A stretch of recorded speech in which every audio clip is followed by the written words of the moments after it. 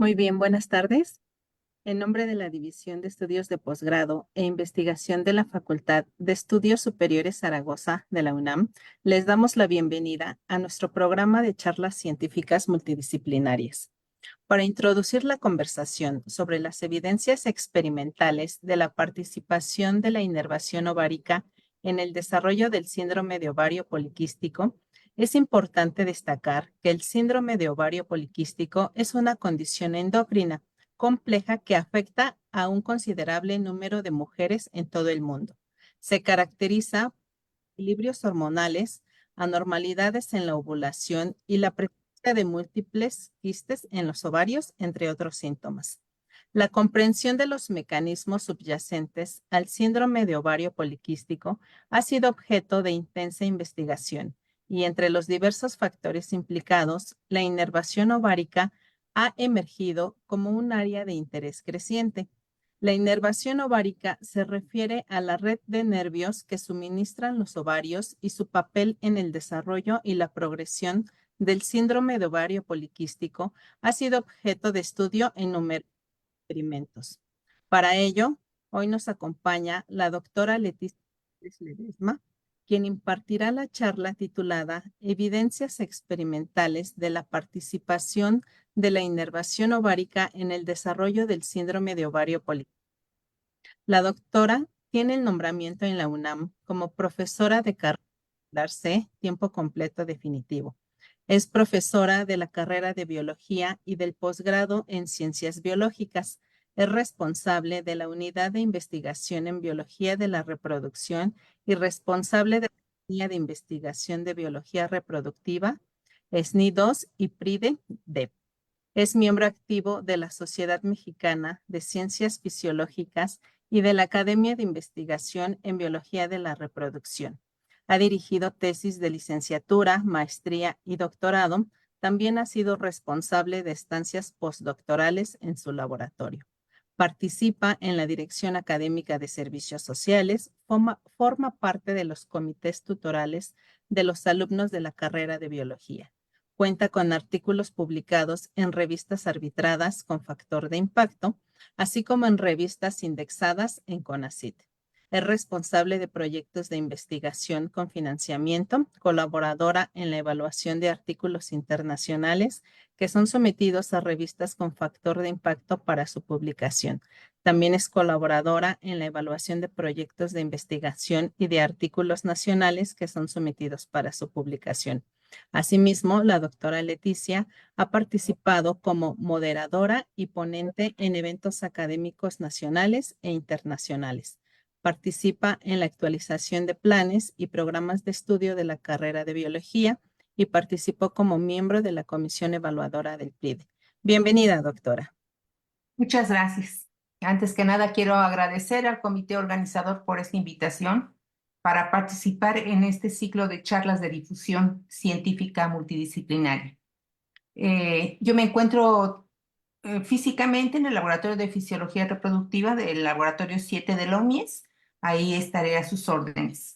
Pues ya dijeron el título de esta charla. Vamos a presentar algunas de estas evidencias experimentales que han ayudado a analizar cómo participa la inervación en el desarrollo del síndrome. Recordemos que es una patología femenina que ha ido a la alta y que por eso es importante la creación de estos modelos experimentales para tratar de dar algunas alternativas.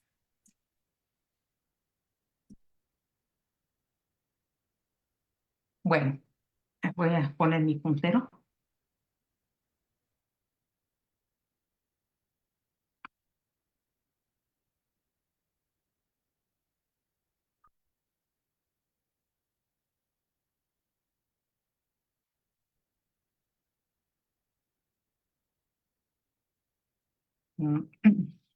No me da el puntero.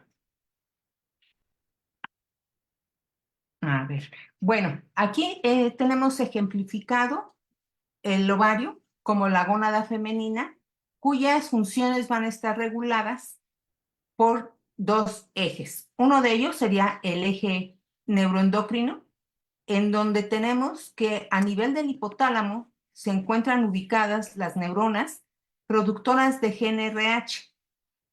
Este neuropéptido es liberado hacia la eminencia media, donde se libera este factor y llega a la adenohipófisis, donde va a estimular la liberación de la LH y la FSH. Estas gonadotropinas son vertidas al torrente sanguíneo y van a llegar al ovario para ejercer sus funciones. Estas funciones serían el crecimiento de los folículos para llegar a alcanzar un folículo de tamaño preovulatorio, el cual será capaz de responder a la LH liberando un ovocito, fenómeno conocido como ovulación.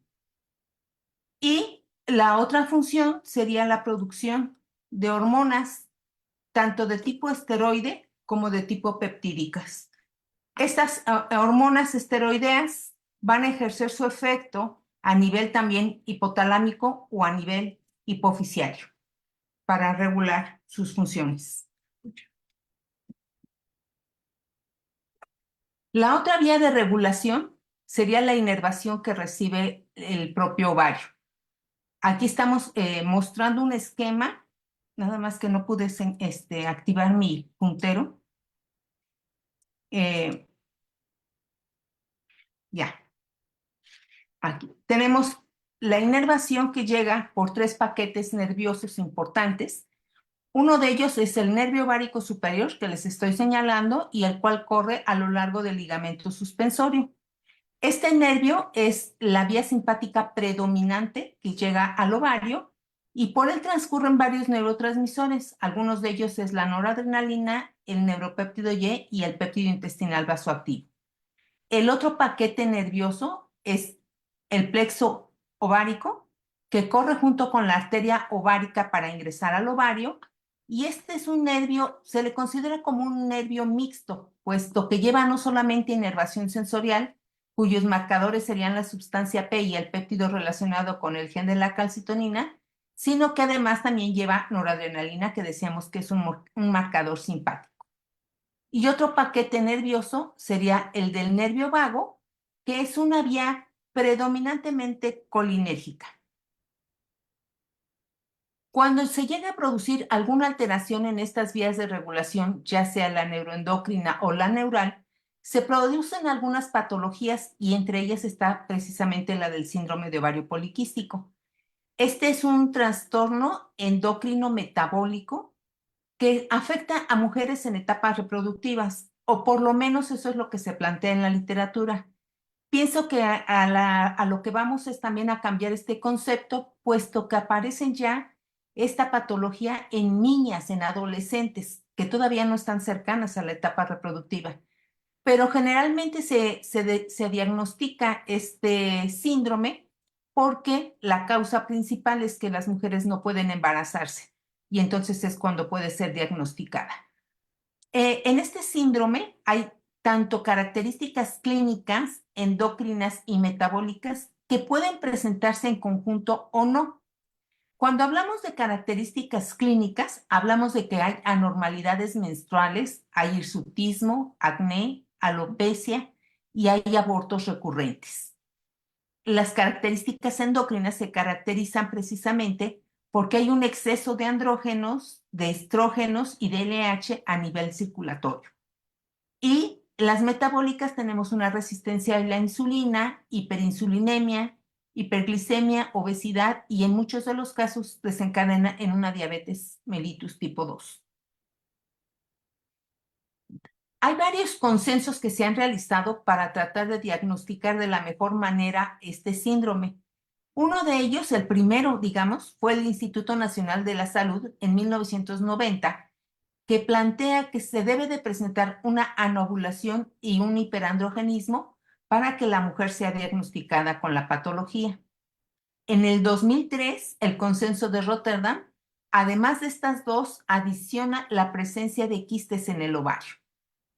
Y tenemos la de la Sociedad de Exceso de Andrógenos y la Sociedad del Síndrome de Ovario Poliquístico, que en el 2006 plantea que se pueden presentar estos 3 criterios que estábamos hablando, pero donde el hiperandrogenismo es fundamental que se presente, o sea, es un requisito que la mujer presente este hiperandrogenismo para ser diagnosticada.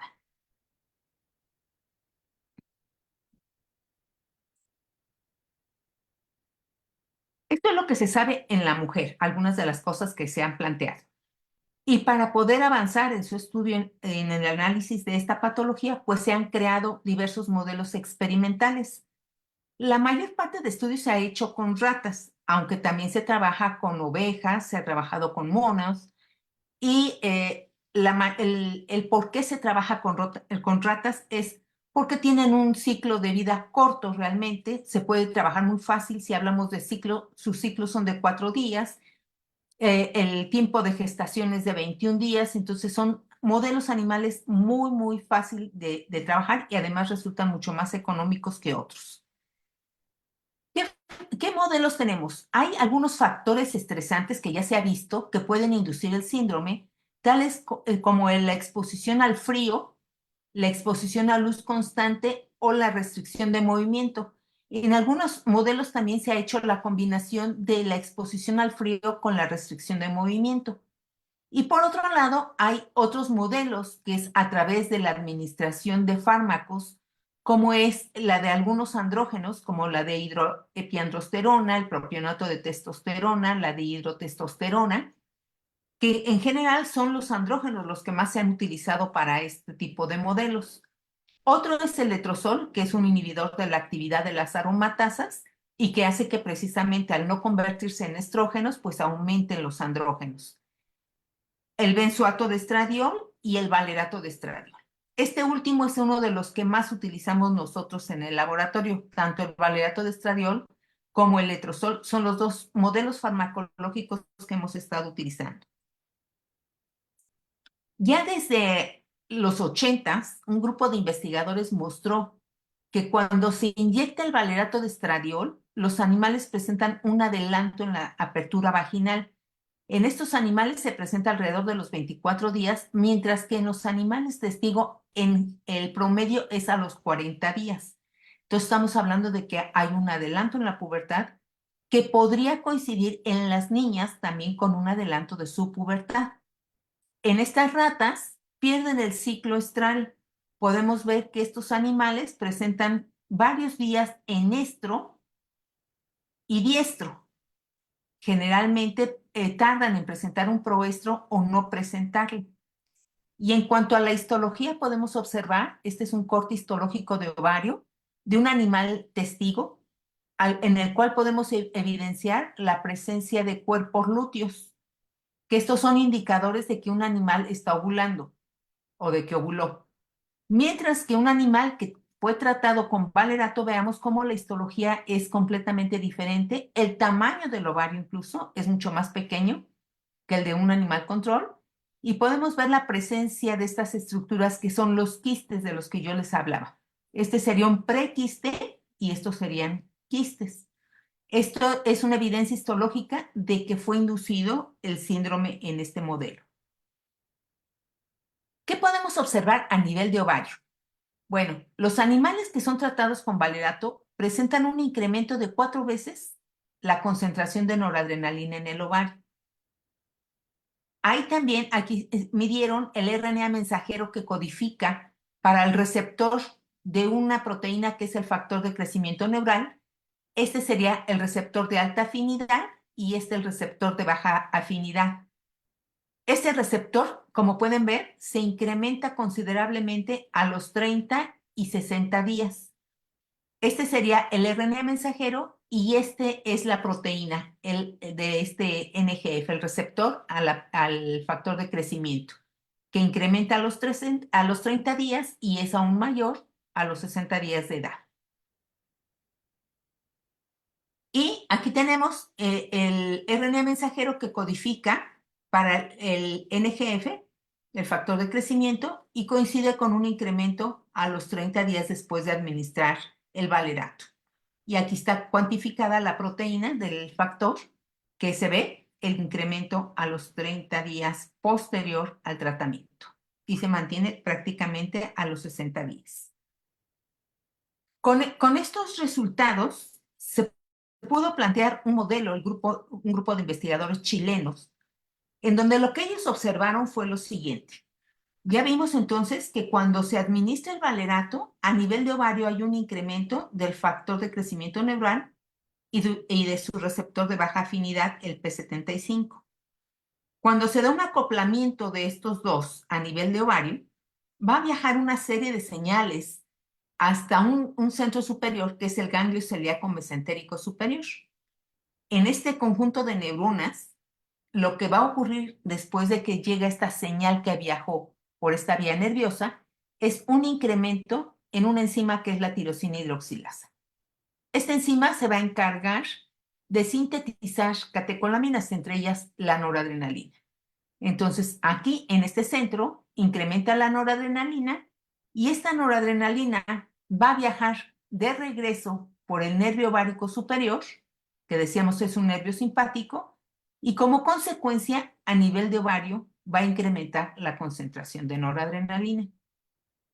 Una, entonces, de las hipótesis que trata de explicar el origen del síndrome es que se debe precisamente a un incremento de noradrenalina a nivel ovárico. Entonces, la pregunta que surge es si ese síndrome realmente es el resultado de una mayor actividad de las fibras simpáticas. Es decir, si ese nervio ovárico superior está trabajando de más con sus metabolitos, con sus neurotransmisores que produce para ser responsable de la aparición del síndrome. A este respecto, pues una de las herramientas que tenemos para analizar esta pregunta es este siguiente modelo. Aquí les ejemplifiqué los ovarios que tienen la llegada del nervio ovárico superior derecho, la del nervio ovárico superior izquierdo. Y entonces estamos diciendo que este nervio es el principal aporte noradrenérgico, pues lo que primero se pensó es quitar de manera quirúrgica este aporte y disminuir la noradrenalina para ver si el síndrome ya no se presenta. Y en esta siguiente diapositiva les muestro algunas de estas evidencias. Estos son los parámetros que se determinan en un animal que tiene valerato. Como pueden ver, su ciclo es irregular, el ciclo es irregular, y cuando a estos animales, además del valerato, se les somete a la sección bilateral del nervio ovárico, hay una recuperación del ciclo estral, se normaliza este ciclo estral. Del animal valerato, que una de las características es que precisamente no ovula, que es anovulatorio, después de la denervación, el animal ovula. Hay altas concentraciones de hormonas esteroides, entre ellas los andrógenos, que es una de las características que exigen para plantear que es un modelo con síndrome, que tenga altas concentraciones de andrógenos. Después de la denervación, se normalizan estas concentraciones de hormonas. Hay altas concentraciones de noradrenalina, ya lo habíamos señalado. Después de la denervación, se normaliza la concentración de noradrenalina. Y en el ovario está la presencia de quistes, los cuales va a disminuir su número o incluso desaparecer los quistes foliculares en el ovario. Con estas evidencias, entonces, se planteó que sí, que el síndrome era resultado de una hiperactividad simpática. Con esta premisa, entonces nosotros lo que analizamos fue lo siguiente, ahí en el laboratorio. Nosotros sabíamos que en un animal al cual se le quita uno de los nervios, en este ovario denervado iba a disminuir la concentración de noradrenalina, porque ya no tendría este aporte. Pero en respuesta a esta disminución de noradrenalina, el número de ovocitos liberados por el ovario denervado iba también a disminuir. Algo importante o una de las aportaciones que hicimos en nuestro laboratorio es que estamos planteando que puede haber una vía de comunicación entre los ovarios por el siguiente resultado. En esta gráfica tenemos la tasa de animales ovulantes por parte del ovario denervado y por parte del ovario inervado, de este modelo que les acabo de plantear, de un animal control, donde vemos entonces que el ovario denervado responde menos como se esperaba, pero vean lo que ocurre con el ovario que tiene intacta su inervación. Responde más. Esto es lo que nos planteó que puede existir una vía de comunicación entre los ovarios. Todavía no sabemos su número de celular por el cual se están comunicando, pero hay por ahí algo que les permite a un ovario decirle al otro, yo estoy, que no puedo funcionar porque me falta noradrenalina, pero tú estás completo, entonces funciona tú. Y entonces ahora lo que planteamos es ver si esto es funcional igual, si esto disminuye noradrenalina, entonces la siguiente pregunta fue, ¿qué pasa en el modelo del animal con síndrome? Diseñamos nuestro modelo, inyectamos en ratas de 10 días 2 miligramos de valerato de estradiol. A los 24 días la sometimos a una sección unilateral del nervio y se sacrificaron a los 90 días de edad. ¿Qué era lo que esperábamos nosotros? Que que tiene una menor concentración de noradrenalina, ovulara y el otro no ovulara. Eso era nuestro pensar. ¿Pero qué obtuvimos? Que el ovario denervado, que tiene menos noradrenalina, no es capaz de ovular en la mayoría de los animales, solo 2 de 10 animales ovularon, mientras que un poco más del 80% de los animales ovularon por el ovario inervado, aun cuando el tono simpático es alto. Obviamente, cuando vimos los resultados por primera vez en esto, pues lo primero que yo pensé es que se habían equivocado los alumnos que lo hicieron, ¿verdad? Que se habían equivocado de ovario y que habían contabilizado mal esto. Se repitió el experimento y volvimos a obtener los mismos resultados. Y entonces el problema al que nos enfrentamos era cómo discutir este resultado para poder explicar por qué la respuesta era contraria. Y entonces en la publicación que realizamos en el 2010, lo que nosotros planteamos es que por esta vía de comunicación que hay entre los ovarios y que además el ovario que es denervado está sujeto a otro tipo de inervación como puede ser el nervio vago, es que es capaz de responder. Otro modelo que planteamos también fue utilizar un fármaco que es el propranolol, que es un antagonista de los receptores beta-adrenérgicos, y esto lo que hicimos fue tener nuestro modelo ya del animal con valerato, el animal que fue inyectado a los 10 días, a los 60 días ya tenía el síndrome, y lo que hicimos fue inyectar a nivel de la bursa del ovario, para no tener comprometido, si utilizábamos algún fármaco más general, podríamos decir que pues probablemente no solamente es por eliminar la inervación que llegó al ovario, sino que también denervamos órganos periféricos, etcétera. Con este modelo de inyectar en la bursa, estábamos asegurando que solo quitaríamos el aporte noradrenérgico del ovario. Y entonces inyectamos este fármaco y quiero que observen sobre todo estas dos últimas líneas. Aquí tenemos el animal con valerato, donde solamente un animal de 8 ovula. Estamos teniendo el bloqueo de ovulación prácticamente total. Y cuando se les inyectó este propranolol, estos animales fueron inyectados inmediatamente al primer estro que presentaron después de la inyección. Y vean, 6 de 9 animales ovularon, con una cuota ovulatoria baja, pero logran ovular. Y esto lo podemos ver corroborar con los cortes histológicos. Estos son los quistes que se observan en un animal con valerato. Y este es el corte de un animal con valerato más el propranolol, el bloqueo del receptor beta. Y lo que quiero que vean es la presencia precisamente de los cuerpos lúteos, lo que nos asegura que el animal verdaderamente ovuló. Acá no tenemos cuerpos lúteos, son animales no ovulantes. Y también hay otros modelos que se han utilizado, tanto en animales como en mujeres. En rata, este grupo suizo ha hecho la estimulación eléctrica a nivel de donde se localizan los nervios simpáticos. Colocan electrodos a estos niveles, pasan corriente y miden el NGF que ya decíamos que este incrementa en un modelo con síndrome.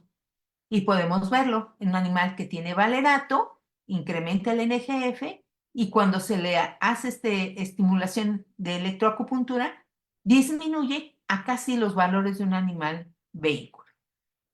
En las mujeres también se ha logrado ver esto, se hace estimulación, ellos se guían en estos mapas chinos que hay, donde se ve, donde ubican cada uno de los nervios, ponen electrodos, pasan corriente y han logrado tener algún porcentaje de mujeres con ovulación, con éxito. El gran problema que presenta esa técnica es que prácticamente tienen que hacer una técnica individualizada porque la cantidad de estímulo, de corriente, de tiempo, etcétera, va a depender del peso de la paciente, de la cantidad de tejido adiposo que presente, de muchos factores inéditos de la persona. Entonces, sabemos que, por ejemplo, en las mujeres con la patología, algunas de ellas pueden presentar también obesidad. No es un requisito que lo presenten, pero algunas de ellas presentan obesidad. Entonces, la cantidad de corriente que se requiere en una mujer obesa a una no obesa, pues es diferente. Entonces, hay 1 o 2 estudios hechos en mujeres con esta técnica y pues yo creo que también por el costo-beneficio no se ha continuado. Y también nosotros planteábamos que puede haber otro nervio, que no solamente sea el nervio ovárico el que estuviera participando en el establecimiento de esta patología. Y otro de los nervios que ya habíamos visto en animales intactos, que participa en la regulación de la ovulación, del crecimiento folicular, etcétera, es el nervio vago. Y entonces, nuevamente utilizamos nuestro modelo, animales a los que a los 10 días se les inyectó el valerato, a los 24 días de edad se les sometió ahora a la vagotomía. Y aquí les presento el porcentaje de animales ovulantes. En amarillo están los animales que fueron inyectados con vehículo y sometidos a una operación simulada, en la cual solamente se abrió piel, músculo y sin tocar ningún órgano se suturó la herida. Y como podemos ver, la sección del nervio vago izquierdo, derecho o bilateral en animales vehículo no modificó el porcentaje de animales ovulantes. Mientras que en los animales con valerato, un animal con operación simulada se comporta como uno que no fue sometido a ningún tipo de cirugía, es decir, sigue habiendo un bloqueo de la ovulación, donde solo 2 de 28 animales ovulan. Y la sección izquierda, derecha y bilateral del nervio vago restablece la ovulación en aproximadamente el 70% de los animales. Esto nos dice entonces que también el nervio vago está participando en el desarrollo de la patología. En cuanto a la histología, lo podemos confirmar. Nuevamente, nuestro animal con valerato, con los quistes y prequistes. Y cuando se hace la sección del nervio vago izquierdo, derecho o bilateral, en los 3 modelos podemos encontrar la presencia de cuerpos lúteos y prácticamente la ausencia de quistes. Aquí probablemente estaríamos hablando de una estructura quística, aunque no podría asegurarlo sin tener cortes previos. Con estos resultados de la vagotomía, en donde decimos que sí está participando el nervio vago, pues la pregunta que nos planteamos después fue, si por el nervio vago está corriendo acetilcolina o el mayor aporte que hace el vago es la acetilcolina, pues lo que quisimos fue bloquear esa acetilcolina a través de la administración de atropina. Esta atropina lo que va a hacer es bloquear todos los receptores de tipo muscarínico que estén presentes en el ovario. Y utilizamos 2 modelos que inyectamos atropina en una concentración de 100 miligramos y otro en donde inyectamos 700 miligramos. Esto a partir de un antecedente que ya teníamos del doctor Domínguez, en donde él había mostrado que en el animal cíclico la respuesta ovulatoria depende de la dosis de atropina inyectada. Entonces, utilizamos 2 de sus dosis que él plantea en su artículo y vemos que cuando el animal es tratado con valerato y después sometido, este es el mismo modelo que hemos estado hablando, se inyecta el valerato a los 10 días y estos animales al llegar a los 60 días de edad se les inyecta en la bursa izquierda o bursa derecha 100 miligramos de atropina o 700 miligramos.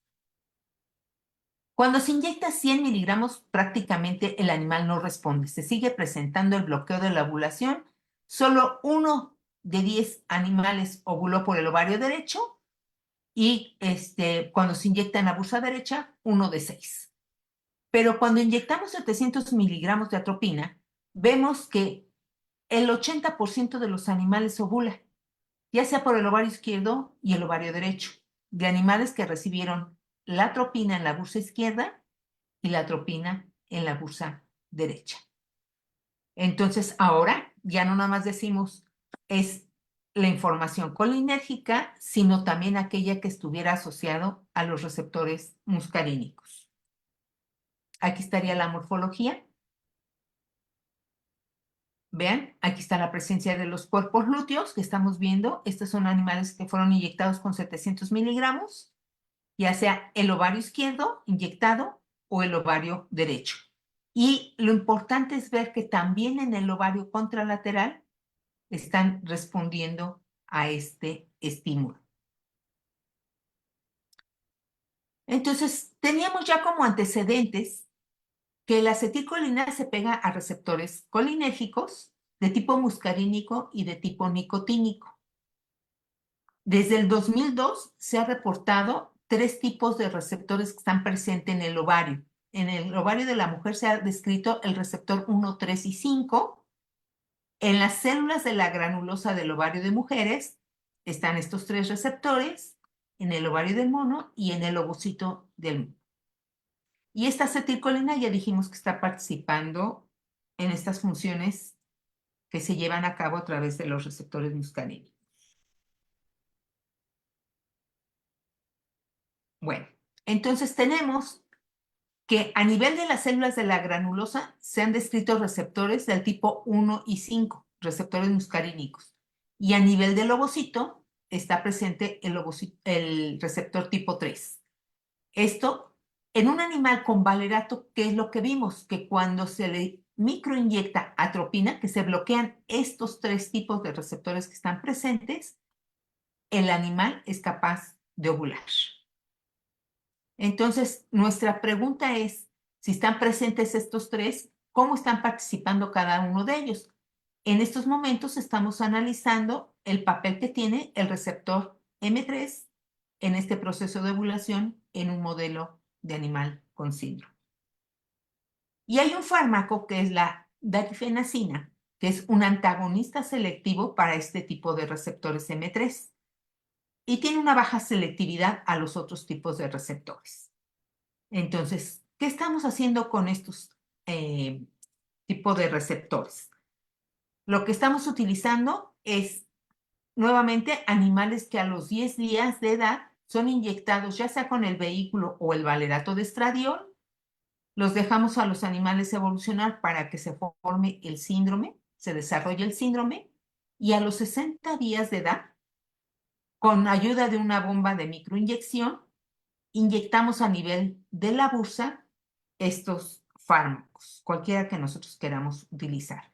En este caso estoy hablando de la datifenacina, que se inyectó en una concentración de 1000 micromolar. Y los animales son inyectados al presentar un estro vaginal después de haber sido microinyectados. Y aquí tenemos los resultados. Aquí les estoy presentando el porcentaje de animales ovulantes y el número de ovocitos liberados cuando los animales son inyectados en la bursa izquierda. Aquí estarían con agua destilada, que fue nuestro vehículo, y el fármaco, la datifenacina, en animales vehículo y en animales valerato. Cuando un animal control es inyectado con datifenacina en la bursa izquierda, en este ovario disminuye el porcentaje de animales ovulantes, mientras que el ovario intacto no pasa nada. En un animal con valerato, al cual se le microinyectó agua destilada, se sigue manteniendo el bloqueo de la ovulación. Y el bloqueo de los receptores M3 resulta en una ovulación del 30% de los animales. una respuesta pobre, pero ya se empieza a ver ovulación en estos animales. Y su capacidad ovulatoria, cuántos ovocitos liberados, es baja, con una gran dispersión que tenemos entre ellos. Cuando inyectamos ahora en la bursa derecha, seguimos teniendo porcentaje de animales ovulantes y número de ovocitos liberados. La darifenacina, de igual manera, cuando se microinyecta en un animal, en la bursa derecha, perdón, disminuye el porcentaje de animales ovulantes, como en el caso anterior en el ovario izquierdo. En un animal con valerato se sigue manteniendo que el agua destilada, se sigue manteniendo el bloqueo de la ovulación aún con la microinyección de agua destilada. Y de igual manera que en la bursa izquierda, con la darifenacina, el 30% de los animales ovulan, pero ahora con una cuota ovulatoria un poco mayor. Se sigue manteniendo nuestra dispersión de datos. Ya mostramos entonces que hay una participación nerviosa por parte de los nervios que arriban al ovario, pero también ahora nos surge otra pregunta. Ya al principio de la plática yo les mencionaba que el ovario está sujeto al control que ejerce el propio hipotálamo. Entonces, nuestra pregunta era, si también el ambiente endocrino en el que está el ovario tiene que ver con el desarrollo de esta patología, esa fue otra de las preguntas que nos planteamos. Entonces, pues ya habíamos visto que este ambiente que le llega a través de vasos sanguíneos tiene que ver que también la inervación, cuando quitamos el nervio vago o cuando quitamos el nervio ovárico superior, hay un restablecimiento bastante considerable de la ovulación, pero a nivel de andrógenos, que es una de las características de este animal, la respuesta es diferente. Cuando quitamos el nervio vago, hay aumento de andrógenos, pero a pesar de que se mantienen altos los andrógenos, el animal es capaz de ovular. Y cuando se hace la sección del nervio ovárico, disminuyen los andrógenos y el animal de igual manera ovula. Esto pues también es una característica que se debe de tener en cuenta porque estamos viendo que entonces los andrógenos no son delimitantes para poder diagnosticar al síndrome, porque habrá mujeres que presenten el síndrome y no necesariamente tengan niveles altos en sangre. Y ahí habría que considerar todas las características del hiperandrogenismo. Nosotros podemos incluso hablar de un hiperandrogenismo en una mujer, un hiperandrogenismo clínico, que se va a caracterizar porque presentan acné, las mujeres presentan hirsutismo y pueden presentar también alopecia androgénica. Entonces, no necesariamente siempre tiene que haber un aumento de andrógenos en sangre. Entonces ya vimos esta parte hormonal, esta parte neural, y entonces para contestar si tiene que ver el ambiente endocrino, planteamos el siguiente modelo que fue a través de injertos, en donde vamos a inyectar el ovario proveniente de una rata con síndrome en una rata sana y viceversa. Este ovario sano lo vamos a traspasar o injertar en una rata con síndrome. La metodología, lo que hicimos fue inyectar el valerato a los 10 días, dejar que se forme el síndrome a los 60 días, y en este momento que ya suponemos tiene el síndrome, hicimos el trasplante del injerto. Aquí está el unilateral, donde pasamos del síndrome a la sana y a la sana. Y cuando hicimos un trasplante bilateral, pues los dos ovarios de esta fueron a la sana y viceversa. Entonces, ¿qué obtuvimos con estos resultados? Aquí tenemos el porcentaje de animales ovulantes y el número de ovocitos liberados. En azul represento al ovario izquierdo y en naranja al ovario derecho. De animales vehículo. De animales vehículo que recibieron el ovario izquierdo o el injerto izquierdo, que proviene de un animal con valerato, donde vemos que este sería el ovario injertado, proveniente de este animal con valerato, y ninguno de los ovarios injertados ovuló. Cuando se hace esto, pero ahora es el ovario derecho el que es injertado, igual tenemos prácticamente un bloqueo porque solo uno de los 5 animales ovuló por el ovario injertado.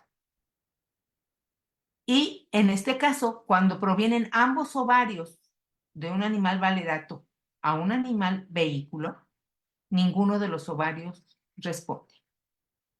Este es cuando el ovario que viene siendo donado es de un animal con valerato. Ahora vamos a ver la respuesta cuando el ovario injertado proviene de un animal vehículo, pero va a un animal con valerato. ¿Qué quiere decir? Que este animal con valerato tiene el hiperandrogenismo, tenía los ovarios con quistes, etc. Entonces, cuando recibe ahora un injerto de un ovario sano, de todas maneras el injerto no ovula.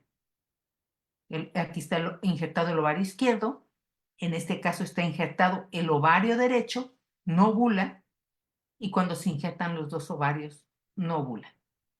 ¿Qué es de llamar la atención en este caso? Aquí estamos representando al ovario in situ, al ovario que no le hicimos nada de estos animales con valerato. Y vean que tenemos entre el 40 y el 45% de animales que ovulan por el ovario in situ, cuando estábamos partiendo de este modelo, que no había ovulación en ninguno de los dos ovarios. Entonces, aquí, cuando se queda uno de los ovarios, este sí es capaz de ovular. Con una cuota ovulatoria, pues yo creo que bastante aceptable. Aparte de estas evidencias, también se ha planteado que existe una reprogramación fetal.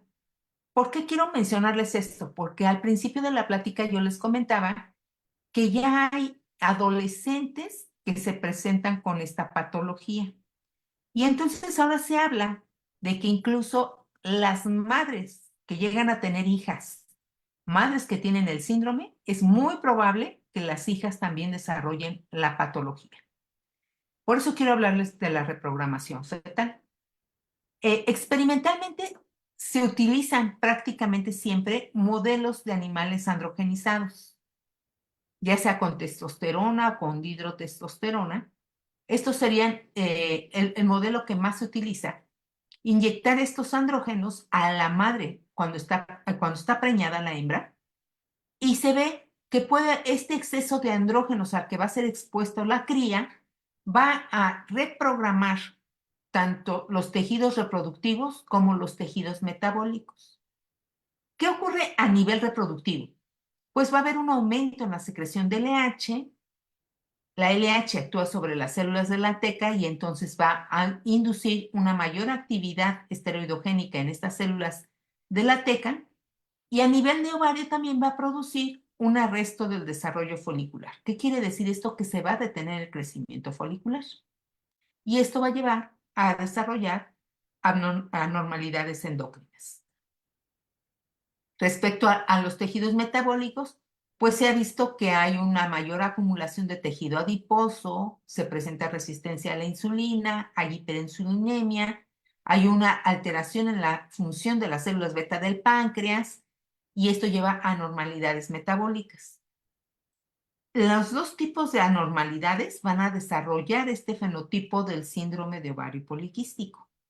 Ya sea por separado o combinado, puede desarrollar este fenotipo. Como les decía, prácticamente se utilizan andrógenos para estos modelos, pero dado que hemos venido trabajando nosotros con el valerato de estradiol, que es un estrógeno de larga actividad, pues lo que nos planteamos es saber qué ocurre cuando nosotros exponemos a esos fetos al valerato de estradiol. Y utilizamos la siguiente metodología. Utilizamos ratas de 3 meses de edad, que ya son ya se pueden reproducir fácilmente, y estas hembras en el día del proestro fueron colocadas con un macho de fertilidad probada.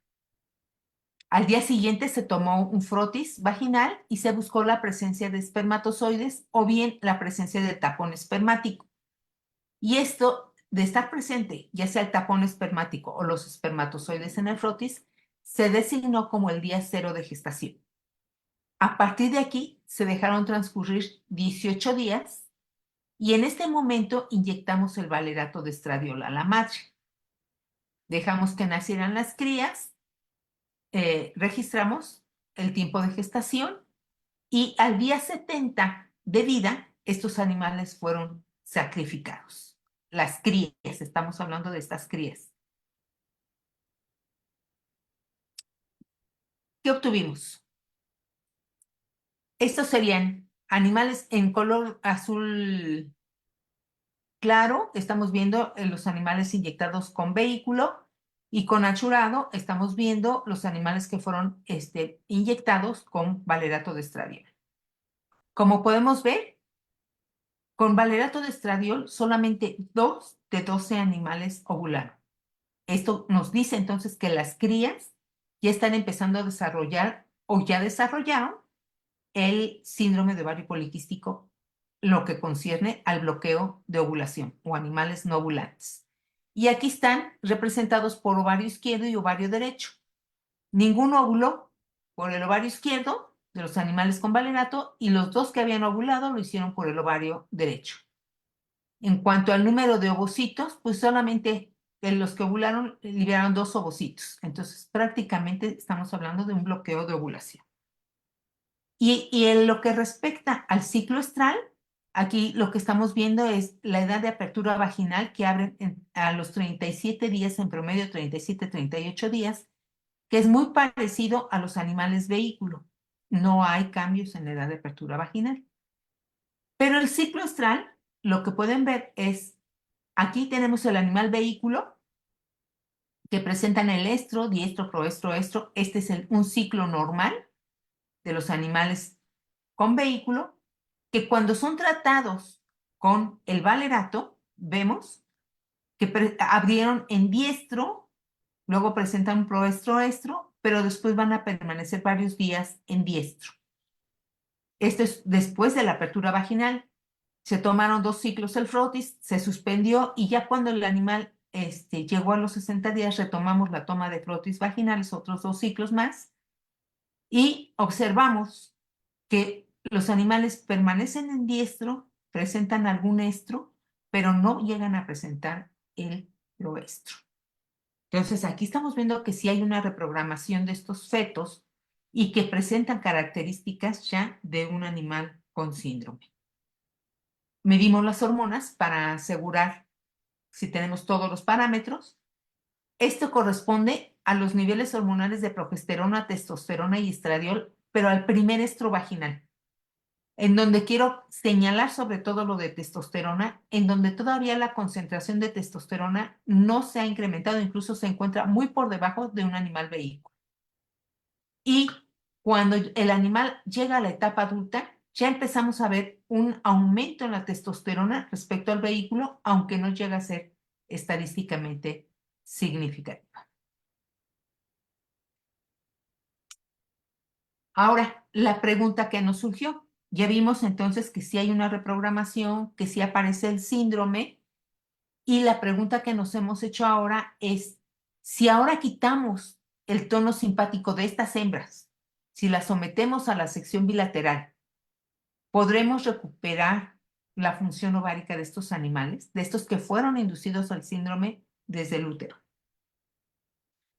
Y la metodología que utilizamos fue la siguiente. Estas hembras a los 18 días de gestación se inyectaron con vehículo valerato. A las crías resultantes, las crías hembras, a la edad de los 58, entre los 58 y 62 días de edad, se les realizó la sección bilateral del nervio ovárico o la operación simulada. Y entre 16 y 20 días después de haber sido sometidas a la cirugía, se sacrificaron al presentar un estro vaginal. Y estos son los resultados. Estos son nuestros controles, animales vehículo y valerato, solamente Y seguimos teniendo 2 de 9 animales ovulantes, el 100% de los animales con vehículo ovular. Y de nuestros animales que fueron sometidos a la sección bilateral, si son animales vehículo, el 100% de los animales ovulan. Y de los animales que tenían un bloqueo de la ovulación, cuando son sometidas a la denervación bilateral del nervio ovárico, el 100% de los animales ovulan. Y vean la cuota ovulatoria. En estos animales no hay diferencias con respecto a los de un animal vehículo. Entonces nos está diciendo que sí hubo, probablemente el resultado del síndrome fue también por la hiperactividad que induce el valerato de estradiol a nivel de útero también. Y ahorita también acabamos de presentar una de las alumnas que se recibió de maestría en su tesis, lo que comprobó ella es los animales con sección del nervio ovárico son capaces de ovular. Ya se vio entonces con la sección bilateral o la sección unilateral, cuando son sometidos a esta inducción del síndrome por el valerato, ovulan. Y entonces lo que nosotros preguntamos en esa tesis fue si esos ovocitos son viables, porque nosotros estamos tratando de extrapolar esto que pasaría en una mujer que es denervada. Lo que le importa a la mujer no es tanto ovular, sino quedar embarazada, ¿verdad? Que ese es uno de los problemas que hay con fármacos. Se logra inducir ovulación, pero la tasa de embarazos es muy baja. Entonces lo que quisimos hacer fue poner a preñar esos animales, animales que fueron, se les indujo el síndrome, se denervaron y sabíamos ya que ovulaban, se pusieron en presencia de un macho y se vio si quedaban preñadas o no. Y esos animales quedan preñados.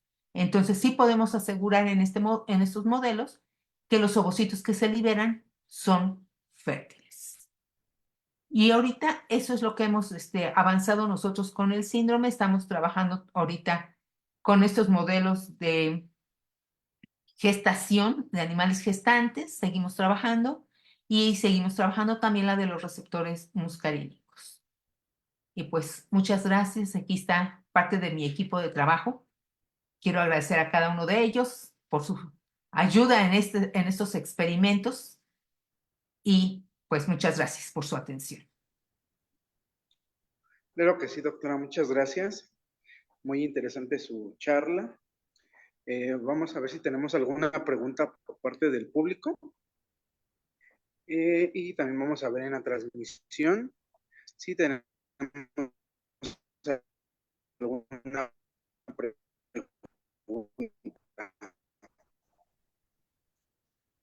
No sé el público.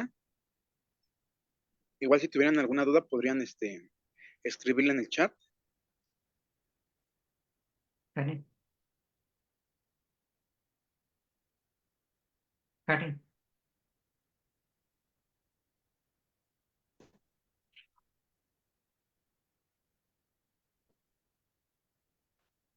Ok, creo que por la transmisión en vivo no tenemos ninguna pregunta.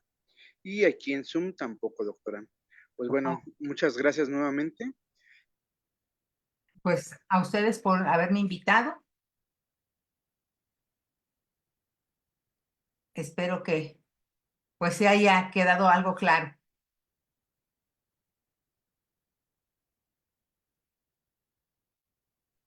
¿Me escuchan? Sí, sí lo escucho. Ah, ok, perfecto.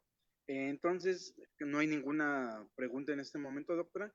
Si gusta dar sus medios de contacto, por favor. Sí.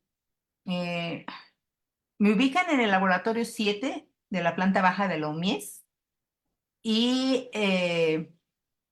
no sé si quieran el correo. Ok, por favor. Es moralesledesma@yahoo.com.mx. Ok, doctora. Y También ahí, en los medios donde se transmitieron la, la presentación, pongo su correo por si gustan contactarla. Y como ya vieron, puede recibir alumnos de servicio social, tesistas de licenciatura y de posgrado. Pues bueno, le agradecemos nuevamente, doctora, a nombre de la División de Estudios de Posgrado y de Investigación de la FES Zaragoza. su participación. Muchas gracias, doctora. Gracias a ustedes. Hasta luego. Hasta luego, que estén muy bien.